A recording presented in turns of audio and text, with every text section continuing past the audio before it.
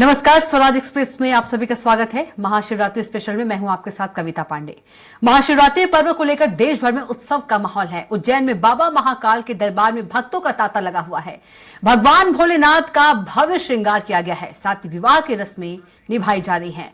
भक्त भोले की भक्ति में लीन होकर महादेव का जल, दूध और दही से अभिषेक कर रहे हैं। तो चलिए महाशिवरात्रि पर देखते हैं ये खास रिपोर्ट। बाबा महाकाल की शरण में भक्तों का जन सैलाब। महाशिवरात्रि पर बाबा महाकाल का महाअभिषेक। रोशनी से सराबोर है महाकाल की नगरी। महादेव का श्रृंगार भक्त दर्शन को बेकरार।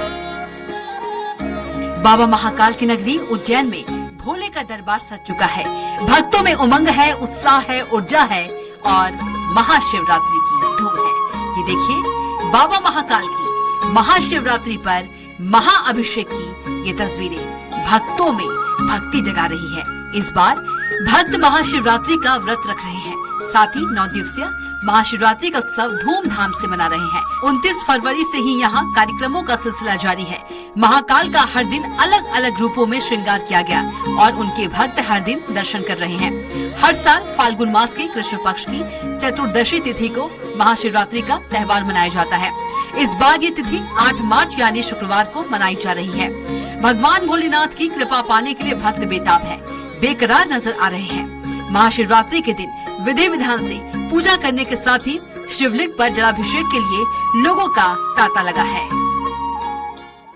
शिवरात्रि के महापर्व पर हम उज्जैन की नगरी में मौजूद हैं और आप देख सकते हैं कि बाबा महाकाल के हम आपको साक्षात दर्शन करा रहे हैं। और महाशिवरात्रि के पर्व पर लाखों लोग बाबा श्री महाकाल का दर्शन करने आते हैं। दूर दूर से जो भक्त हैं वो यहाँ पर आते हैं और एक अलग ही साज सज्जा जो है, विशेष श्रृंगार श्री महाकाल जी का किया जाता है। उज्जैनी नहीं, प्रदेशी नहीं, पूरे देशी बल्कि विदेश से भी यहाँ पर लोग पहुँचते हैं। और देखिए यहाँ पर जो श्रद्धालु हैं, यहाँ पर श्रद्धालुओं की काफ़ी भीड़ है। और हम यहाँ पंडित जी से जानेंगे कि क्या कुछ महाशिवरात्रि में आज के दिन यहाँ जो महत्ता होती है। पंडित जी, महाशिवरात्रि के दिन क्या कुछ महत्ता होती है? महाशिवरात्रि के दिन भगवान के 9 दिवसीय का 9 अलग अलग रूप होते हैं, जिसमें आज 10वां रूप है, जिसमें भगवान का अभिषेक पूजन हुआ है और आकर्षक श्रृंगार के बाद आरती पूजन हुई है, जिसके बाद अब पुनः दर्शन चालू हुए हैं, जिसमें जल दूध चढ़ेगा। 3 बजे पूजन वापस प्रारंभ होएगी, जिसमें भगवान का पूजन अभिषेक किया जाएगा। उसके बाद भगवान को छबिना रूप में दर्शन दिए जाएंगे। जो पालकी स्वरूप में दर्शन होते हैं ना श्रावण में, वही स्वरूप आज दर्शन में दिए जाएंगे। ये आज की महत्ता है। संख्या में आज जो श्रद्धालु है, भक्त आते हैं और उज्जैनी ने, प्रदेश ने, देश विदेश से भक्त आते हैं। देश विदेश से तो बहुत से भक्त आते हैं, पर जैसा देखा गया है कि महाकाल लोक बनने के बाद इसमें बढ़ोतरी हुई है जनसंख्या में, कि जितने भी दर्शनार्थी आ रहे हैं, जो पहले हजारों की संख्या में आते थे, अब लाखों की संख्या में आ रहे हैं। जैसा पर डे का अगर देखा जाए तो 2.5 लाख श्रद्धालु डेली आ रहे हैं, जिससे क्या है गर्भगृह के दर्शन बाहर से किए गए हैं। श्रावण के बाद से अभी तक यही मतलब चला आ रहा है। पर इस बार क्या कुछ बाबा महाकाल का विशेष श्रृंगार होने वाला है, आकर्षक श्रृंगार, अलग कुछ? आकर्षक श्रृंगार में ये है कि आज 10वें स्वरूप में जो श्रृंगार होगा, वो भगवान के जो 9 अलग अलग रूप रहते हैं, उसमें आज 10वां रूप है उनका। जैसे पहले दिन हल्दी मतलब उपटन लगता है, जब उपटन में हल्दी का उपयोग नहीं किया जाता है, हल्दी सिर्फ जलाधारी में चढ़ाई जाती है, माता जी का स्वरूप है, इसलिए भगवान को सिर्फ चंदन का उपटन लगाया जाता है। ये जो धारणाएं हैं, ये गलत धारणाएं हैं। तो इसमें चंदन का उपटन का यूज किया जाता है भगवान को लेपन के लिए, और जलाधारी में जो है वो हल्दी चढ़ती है। ये महत्ता है। महाशिवरात्रि में यदि बात करें भस्म आरती में कितनी संख्या में लोग पहुंचने वाले हैं? भस्म आरती का तो अनुमान ये लगाया जा सकता है कि 1000 के समथिंग पब्लिक रहती है सुबह। उसमें जिनकी परमिशन अलॉट होती है वही लोग दर्शन करते हैं। वो चलित भस्म आरती जो ऊपर कार्तिकेय मंडपम से रहती है, वो चलते रहते हैं दर्शनार्थी। उसमें अलग दर्शन व्यवस्था है, वो मतलब दर्शन करते हुए वो लोग बाहर निकल जाते हैं। हमारे साथ और श्रद्धालु भी, उनसे बात कर लेते हैं। श्रद्धालु से भी बात कर लेते हैं हम। कहाँ से आए बाबा? कहाँ से आए? एमपी होशंगाबाद। अमरावती से।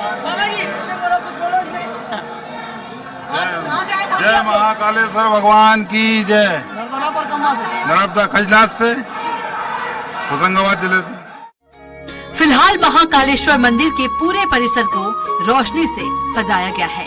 यहाँ 29 फरवरी से ही उत्सव का माहौल है और महाकालेश्वर मंदिर में हर दिन बड़ी संख्या में श्रद्धालुओं की भीड़ पहुँच रही है।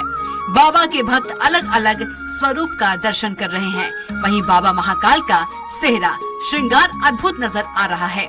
वहीं महाशिवरात्रि के दिन के लिए खास तरह की व्यवस्था की गई है। प्रशासन मुस्तैद नजर आ रहा है। इधर दर्शनार्थियों की सुविधा और सुरक्षा व्यवस्था के लिए मंदिर समिति और प्रशासन की ओर से सैकड़ों सीसीटीवी कैमरों से निगरानी रखी जा रही है। इस बार महाशिवरात्रि के अवसर पर 15 लाख श्रद्धालुओं के आने की उम्मीद है। मान्यता है कि बाबा महाकाल के दर्शन भर से सारे कष्ट दूर हो जाते हैं। यही कारण है कि भक्त आस और उम्मीद के साथ बाबा महाकाल की शरण में पहुंच रहे हैं। उज्जैन से कविता पांडे की रिपोर्ट। दूर दूर से जो श्रद्धालु हैं महाकाल के दर्शन करने पहुंच रहे हैं। कैमरा पर्सन अमित सियोटा के साथ कविता पांडे, स्वराज एक्सप्रेस, उज्जैन। उज्जैन बाबा महाकाल मंदिर में महाशिवरात्रि का पर्व बड़े ही हर्षोल्लास से मनाया जा रहा है। 9 दिन पहले से ही बाबा महाकाल अलग अलग रूपों में अपने भक्तों को दर्शन दे रहे हैं। कल शिवरात्रि का महापर्व है। भगवान शिव और पार्वती का विवाह उत्सव को लेकर इंदौर के कलाकार और विक्रम विश्वविद्यालय के छात्र छात्राओं ने बाबा महाकाल के मंदिर प्रांगण में शिव और पार्वती की रंगोली बनाने का कार्य एक दिन पूर्व से ही प्रारंभ कर दिया है। कलाकार रंगोली बना रहे हैं जिसमें महाकालेश्वर मंदिर प्रांगण में भगवान शिव पार्वती की आकर्षक रंगोली बनाई जा रही है, जो कल शिवरात्रि के दिन बनकर तैयार होगी।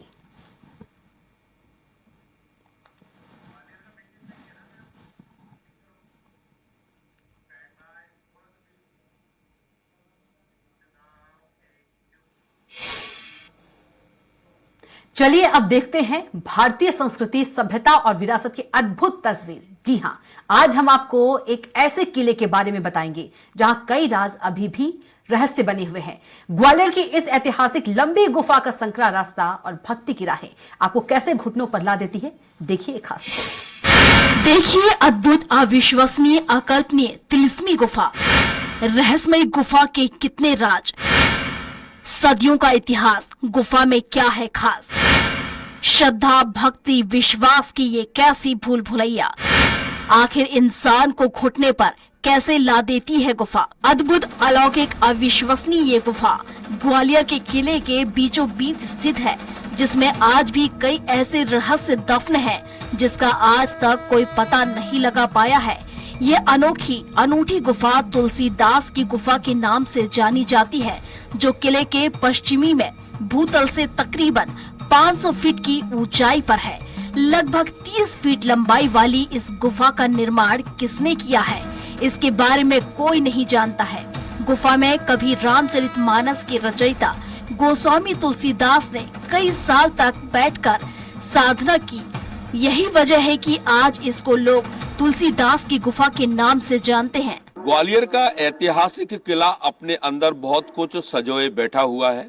आज हम आपको एक ऐसी गुफा के बारे में बताएंगे जो कि जमीन तल से 500 मीटर ऊपर ये गुफा बनी हुई है। 30 फुट की ये गुफा है और इसमें भगवान शिव की शिवलिंग है जो काफी प्राचीन है, और ऐसा माना जाता है कि यहाँ पर रामचरितमानस के रचयिता तुलसीदास यहाँ आए थे और यही कारण है कि इसका नाम तुलसीदास की गुफा रखा है। आखिर क्या है गुफा का रहस्य, हम आपको आज इस खबर में बताएंगे। अब इन सीढ़ियों को देखिए, देखते जाइए, लंबी चढ़ाई चढ़ते जाइए। दरअसल लंबी चढ़ाई का ये सफर गुफा में प्रवेश करने के लिए है, जहाँ ये लंबा रास्ता सीधा गुफा के मुहाने पर पहुँचता है।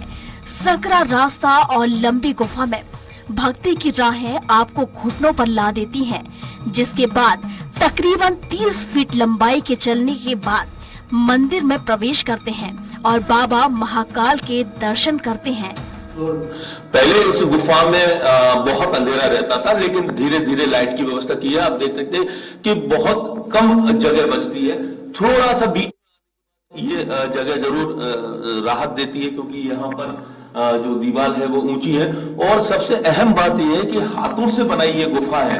अब आप सोच सकते हैं कि उस समय उस दौर में लोगों ने किस तरह से पत्थर को काट काट कर गुफा का निर्माण किया होगा। और जैसे ही हम गुफा के अंदर आखिरी छोर पे पहुंचते हैं तो हमें एक भव्य शिवलिंग यहाँ दिखता है और लोग यहाँ पर पूजा अर्चना करने के लिए आते हैं। और ये जो शिव जी है काफी अलौकिक शिव मूर्ति है और शिव जो लिंग है और काफी वर्षों से यहाँ पर है। शायद किसी को पता होगा कि कब से है क्या है। यहाँ पर पुजारी भी बैठे हुए हैं जो देख रेख यहाँ करते हैं। इनसे भी हम जानने की कोशिश करेंगे कि ये कितने वर्ष पुरानी गुफा है, कुछ पता है क्या? तुलसीदास की गुफा इसको कहा जाता है और एक अलौकिक शिवलिंग यहाँ पर मौजूद है। जी, तो सदियों से पुरानी गुफा है। जब किले का विस्तार हुआ होगा तब से ही है। और ऐसा संतों ने, जो हमारे पुराने संत थे, उन्होंने बताया था कि तुलसीदास की गुफा के नाम से है। और जिस विराजमान जो मूर्ति है इसका सिद्धेश्वर नाम से विराजमान है।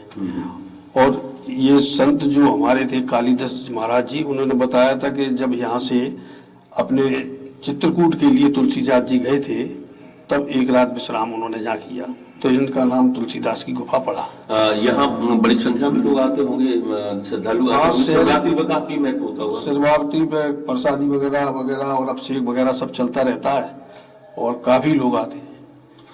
यहाँ ना तो गर्मी का एहसास होता होगा ना सर्दी का एहसास होगा। इसके अंदर गर्मी में तो ठंडक होती है और ठंडक में गर्म रहता है। किले के बीचों बीच है? किले के बिल्कुल बीचों बीच है, किले से लगा हुआ बिल्कुल। और आप दिखा सकते हैं जैसे रोशनी के लिए भी क्या व्यवस्था थी यहाँ पे? अब तो लाइट आ गई। हाँ, यहाँ पे क्या था कि पहले तो पूरा जंगल था।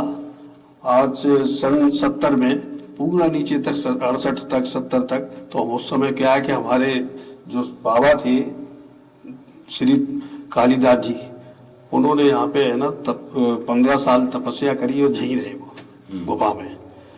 तो उनकी कृपा है कि जी सब इनको तुलसीदास की गुफा के बारे में शायद बहुत कम लोगों को पता होगा, लेकिन जिनको पता है वो यहाँ आते हैं और अलौकिक इसके दर्शन करते हैं। तो ये तुलसीदास की गुफा दिखाई हमने आपको। अब हम जब वापस यहाँ से चलेंगे तो आप उस दृश्य को देखना कि किस तरह से वापस जाते हैं। जब लोग आते तो ठीक है, लेकिन वापस जाने में काफी ढलान भरी जगह है। तो वापस लौटते समय एक तरह से लोगों कह सकते हैं कि भगवान के दर्शन करने आते हैं, लेकिन काफी अनुभूति का अनुभव होता है। और इस गुफा से जब हम निकलेंगे तो वो अनुभव आपको भी इन विजुअलों के माध्यम से कराएंगे। भक्ति भाव, श्रद्धा, सबरी और रहस्य से भरपूर ये गुफा देश भर में प्रचलित और प्रासंगिक है। इसमें कई सिद्ध पुरुष और खुद गोस्वामी तुलसीदास विचरण कर चुके हैं। कहा जाता है कि कई बार गुफा की घंटियां अपने आप बजने लगती हैं। गुफा के नीचे एक शिव मंदिर है जिसके पास कुंड में नहाने की आवाज खनकती है। माना जाता है कि सुबह के समय खुद गोस्वामी तुलसीदास और अन्य सिद्ध आत्माएं स्नान करने के साथ पूजा पाठ करती हैं। आज भी यहाँ वैदिक मंत्रों के उच्चारण के स्वर सुनाई देते हैं। यहाँ की सुगंधित खुशबू का एहसास जीने की नई राह दिखाता है। अगर आपको भी यह किला पसंद आया है तो आप भी इस किले की राह पकड़ सकते हैं। अंदाजा लगाया जा सकता है कि मानव द्वारा निर्मित है, क्योंकि जिस तरीके से और जिस शैली में इस गुफा को बनाया गया था, उससे एक बात तो साफ हो जाती है कि उस समय किस तरह से यहाँ पर जो लोग होंगे उन्होंने अपने हाथों से इस गुफा को तैयार किया होगा। और यहाँ ये भी सुनने में आता है कि वैदिक मंत्रों की आवाज भी यहाँ रात में सुनाई देती है। अलौकिक चीजें यहाँ दिखाई देती हैं और लोग यहाँ पर जब आते हैं दर्शन करने के लिए तो वो जब लौट कर जाते हैं तो काफी उनको अभिभूत महसूस करते हैं। तो ये थी ग्वालियर की तुलसीदास की गुफा जिसके दर्शन हमने आज आपको कराए हैं। इस तरह से ग्वालियर में कई और भी अलौकिक मंदिर हैं जिनके भी दर्शन हम आपको कराते रहेंगे। कैमरामैन विजया के साथ ग्वालियर से स्वराज के लिए विनोद शर्मा। अब आपको धर्म नगरी कुरुक्षेत्र में भोलेनाथ का अद्भुत मंदिर दिखाते हैं। यहाँ शिव भक्तों में महादेव को लेकर अटूट विश्वास है। देश विदेश में भगवान शिव के अनेकों शिव मंदिर है, लेकिन ये अनोखा शिव मंदिर वाकई खास है और अलग है, जहां भगवान भोलेनाथ बिना नंदी के ही विराजमान है। देखिए ये खास रिपोर्ट।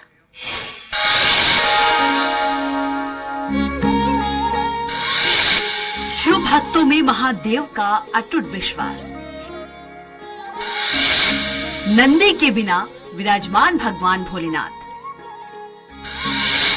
आखिर क्या है शिव मंदिर में खास? भोले की महिमा क्यों है अपरंपार?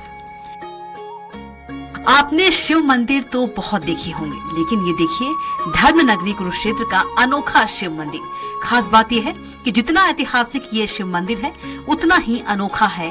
हम ऐसा इसलिए कह रहे हैं क्योंकि यहाँ बिना नंदी के भोलेनाथ विराजमान है।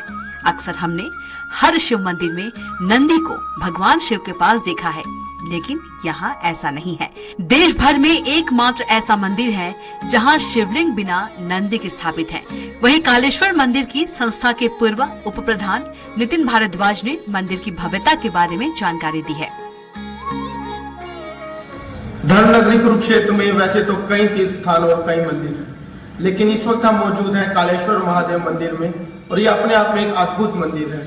अद्भुत इसलिए है क्योंकि हम जब किसी मंदिर शिवालय में जाते हैं तो वहाँ पर भगवान शिव के साथ नंदी जी विराजमान होते हैं, लेकिन यह एक अनोखा मंदिर है जहाँ पर भगवान शिव के साथ नंदी जी विराजमान नहीं है। आखिरकार क्या कुछ इसके पीछे का कारण है, क्या पौराणिक कथाओं में इसका वर्णन किया गया है, इस विषय पर बातचीत करने के लिए हमारे साथ मौजूद है नितिन भारद्वाज लाली जी, जो संस्था के पूर्व वरिष्ठ उप प्रधान है।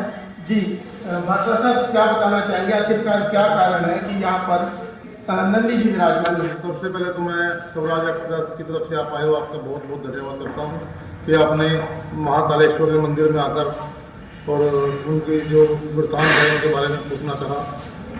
मैं आपको कहता हूँ कि ये बहुत प्राचीनतम मंदिर है, तो इसको ये नहीं पता 1000 साल पुराना है या उससे भी पुराना है या स्वयंभू है, ये भी हम कह सकते हैं। क्योंकि ऐसी मानते हैं कि जब रावण ऊपर से जा रहा था अपने उड़न खटोले में, तो उसका अचानक एकदम जो उड़न खटोला है वो रुक जाता है, तो वो देखता भी ऐसे क्या हुआ कि रुक गया। तो नीचे उतरता है तो यहाँ पे देखता है भगवान शिव की शिवलिंग देखता है यहाँ पे महाकालेश्वर का, वो आराधना करता है तो भगवान स्वयं प्रकट होते हैं। तो भगवान से अपना इच्छा मृत्यु का वरदान मांगता है, तो भगवान कहता है इसका तेरा मेरा कोई साक्षी नहीं होना चाहिए। तो भगवान ने कहते हैं यहाँ पे अपना नंदी भी भेज दिया था और अपना कुछ नहीं था, सिर्फ ब्राह्मण और भगवान शंकर के बीच उन्होंने उनको वरदान दिया था। इसलिए यहाँ नंदी की प्रथा नहीं है और आज तक कभी नंदी रखा गया। कुछ लोगों ने यहाँ नंदी रखने की कोशिश की, लाने की कोशिश की, मगर कोई ना कोई ऐसी घटनाएं हो जाती थी कि कुछ लोग हरिद्वार से लाना करे थे तो उनकी वैन का एक्सीडेंट हो गया था, जिससे उनकी जो खंडित मूर्ति सारी खंडित हो गई थी। उसके बाद आज तक कोई भी यहाँ पे नंदी नहीं है। आप देख लो उज्जैन में भी नंदी है, महाकालेश्वर, ये भी महाकालेश्वर है। ऐसे मान्यता है कि आकाश मार्ग से गुजर रहे लंकापति रावण का उड़न खटोला कालेश्वर महादेव मंदिर के ऊपर आते ही डगमगा गया था। इसके बाद लंकापति रावण ने यहीं बैठकर पूजा शुरू कर दी। वहीं रावण की तपस्या से प्रसन्न होकर भगवान शिव अवतरित हुए और उन्होंने रावण से तपस्या का कारण पूछा, जिसके बाद रावण ने भगवान शिव से काल पर विजय का वरदान मांगा। लेकिन इससे पहले रावण ने भगवान शिव से प्रार्थना की, साथ ही कहा इस मनोकामना का साक्षी कोई तीसरा नहीं हो। भगवान शिव ने इस दौरान नंदी महाराज को अपने से दूर किया था। इसके बाद से यहाँ शिवलिंग बिना नंदी महाराज के स्थापित है। पूरे ऑल ओवर इंडिया में एक तो महाकालेश्वर उज्जैन में है, एक कुरुक्षेत्र में है, और दूसरा आपको जो बताता हूँ मैं कि कुरुक्षेत्र के अंदर यहाँ पे महाकाल और महाकाली बिल्कुल आमने सामने है। और किसी टाइम के अंदर आप देखो मंदिर में खड़े होकर हम देखते देखो कि महाकाली की मूर्ति और महाकाल की मूर्ति बिल्कुल एक दूसरे को देखती है, बिल्कुल सीध में है। आजकल तो बीच में जिंदर पार्क बन गया और बिल्डिंगें बन गई, आजकल तो पता लगता। पुराने समय के अंदर जो है इनकी मूर्तियां बिल्कुल किसी ने ऐसे नक्शे में बनाया कि आमने सामने बिल्कुल इनके दर्शन होते थे, महाकाली के भी और महाकाल के भी। और लोग इतना प्राचीन मंदिर है ये कि लोग जो भी आते हैं यहाँ पे अपने आस्था से आते हैं, सच्चे मन से जो इससे मांगते हैं उनकी मुरादें पूरी होती हैं और वो अकाल मृत्यु प्राप्त नहीं होती है। ये कह सकते हैं कि भाई ये स्वयंभू शिवलिंग है। जैसी आपको मैंने कथा सुनाई है ब्राह्मण वाली, उसकी तो यही प्रतीत होता है कि यहाँ स्वयंभू भगवान ने दर्शन दिए थे। जहाँ जहाँ ज्योतिर्लिंग जितने भी हैं, जहाँ स्वयं भगवान प्रकट हुए हैं, उन्हीं ज्योतिर्लिंग कहा गया है। तो शायद अगर अब ये बात बड़ी सच है कि अगर रावण को यहाँ वरदान दिया है तो ये भी स्वयंभू। ये थे हमारे साथ नितिन भागवत लाली जी, जो संस्था के पूर्व वरिष्ठ उप प्रधान है, और इनका कहना है कि उज्जैन महाकाल के बाद ये एकमात्र ऐसा मंदिर है जो स्वयंभू है, और यहाँ पर जो है नंदी जी महाराज विराजमान नहीं है। बहरान कालेश्वर तीर्थ तट स्थित भगवान कालेश्वर मंदिर देश दुनिया में अपनी विशेष मान्यता से धार्मिक आस्था का केंद्र है। यहाँ की महत्ता है कि जो भी श्रद्धालु शनिवार और सोमवार को शिवलिंग पर जल अर्पित करता है उसकी अकाल मृत्यु नहीं होती है। इस स्थान पर भगवान शिव ने रावण को काल पर विजयी होने का वरदान प्रदान किया था, इसलिए इस मंदिर का नाम कालेश्वर महादेव है। भगवान शिव की पूजा से काल को भी मोड़ा जा सकता है। कुरुक्षेत्र से परजानिया गौर की रिपोर्ट। अन्य तमाम खबरों के लिए हमारे साथ बने रहेगा। कुरुक्षेत्र से स्वराज एक्सप्रेस के लिए परजानिया गौर। प्रदेश में महाशिवरात्रि के अवसर पर सनातनी भगवान शंकर की आराधना करेंगे। वहीं वाराणसी के काशी विश्वनाथ मंदिर समेत सभी शिव मंदिरों में श्रद्धालुओं की भीड़ बढ़ना शुरू हो गई है। लखनऊ के मनकामनेश्वर मंदिर से तैयारियों का जायजा लिया हमारे संवाददाता घनश्याम निशांत चौरसिया ने।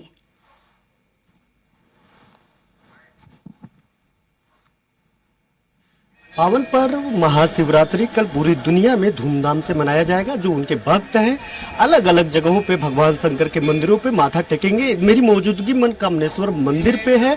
राजधानी लखनऊ का ये बहुत पुरानी मंदिर पे तैयारियों का जायजा हम ले रहे हैं, और आप देखिए कि यहाँ पर पूरी तरीके से साफ सफाई भी की जा रही है, और यहाँ पे जो भक्त हैं आज भी आ रहे हैं। ये बेहद पुराना मंदिर माना जाता है मनकामनेश्वर मंदिर। भगवान लक्ष्मण की नगरी कही जाती है राजधानी लखनऊ, तो उन्हीं के नाम पे ये राजधानी लखनऊ भी पड़ा है। कहा जाता है कि यहाँ पे जब भगवान राम ने सीता का परित्याग किया था, जब वो लक्ष्मण जी उनको माता सीता को छोड़ने के लिए गए थे, तो जब वापस छोड़ करके आ रहे थे तो बहुत व्यथित थे।